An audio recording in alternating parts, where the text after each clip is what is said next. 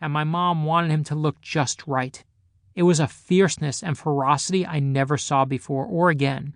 It was a fierceness that my mom saved for when someone messed with her family, and I know she put that one in me too. But when I think of my mom more than anything else, more than anything, I think of the pure, immeasurable, almost crazy love she had for me. I remember the first time I gave her the 10th Justice. It's my first published novel. My first time ever putting real work out for anyone to see. I was terrified when she said she'd finished it. And then she looked right at me and said, "Bradley, I know I'm your mother, but I have to be honest with you. This book is the greatest book of all time." When someone was recounting the story to me a few days ago, he called my mother the Queen of Hyperbole. But as I think about it, he had it wrong. Hyperbole is a deliberate exaggeration. My mother never used hyperbole. My mother actually believed it. In her eyes, I really did write the greatest book of all time. And in that book, I also wrote my mother. The mother in the 10th Justice was based on my mom, but when my first editor was reading it, he sent back the comment that he didn't think the mother and father in the book were realistic. He said they were, quote, too crazy. So I brought my parents to meet my editor. They came up to the editor's office, and for the half hour or 45 minutes I sat there silently smiling as my mom and dad talked this poor man's face off. When they were done and had finally left the office, my editor turned to me and said, "Leave the parent scenes exactly as they are." A few years ago, I went to the headquarters of Borders Books up in Ann Arbor, when Borders was still around. And when I was there, the main buyer for Borders said to me, "Guess where your books sell more than anywhere else? Straight sales, not even per capita." So of course I said, "New York, 8 million New Yorkers in one city." Nope. "Washington, D.C., I write about D.C. Nope. "Chicago, the flagship superstore." Nope. The number one place where my books sell was the Boca Raton, Florida Borders, 2 miles from the furniture store where my mother used to work.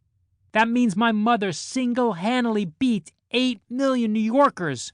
Messing with the power of a Jewish mother is one thing, but never, ever mess with the power that was Terri Meltzer.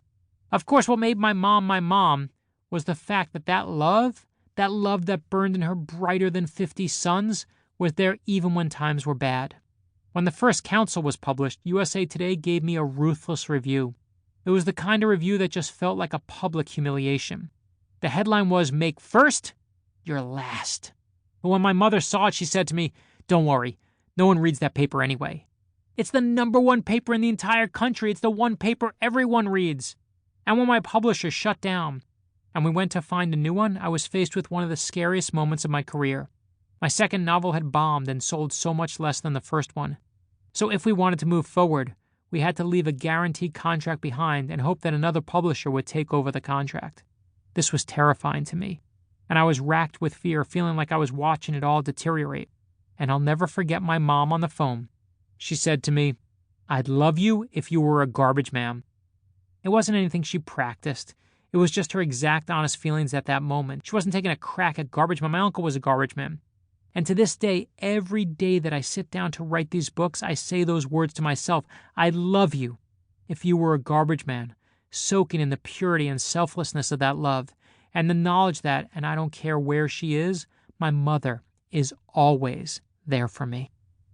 Let me be clear, all our strength, confidence, any success my sister and I have been blessed enough to receive, those were all watered and nurtured by the strength of the love that my mother showered on us. There is no coincidence that my sister and I both work for ourselves. From when I was born, my mother worked for herself, decorating and being creative. Now, there's a certain confidence and an underlying insecurity that goes along with being creative. Your job lives and dies on your taste and on people believing in it.